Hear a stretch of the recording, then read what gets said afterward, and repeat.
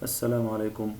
Welcome to المنهل Online Grade 3 National Department.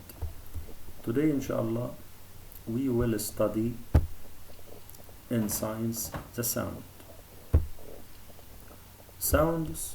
We hear many sounds around us, like the sound of car, the sound of cat, the sound of train, and others. We hear sounds with our ears. We hear sounds with our ears. Some sounds are called noise. But are the types of sounds: number one, low sounds and high sounds.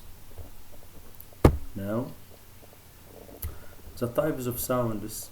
Some sounds are low, like the sound of a clock and the sound of cat. But some sounds are high, like the sound of a gate of aeroplane and the bell. Aeroplane and bell. Now, look at the following pictures, then circle around the applets which used to produce sounds. Which of the following produce sound?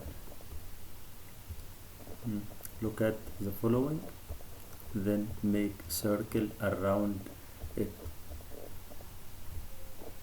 for the right answer. Now review your information about sounds. Complete the following sentence from these words: low, cat, high, bell, cars. Choose from these words and put the suitable word in each sentence. Number one, sound from high sounds. Sound of what?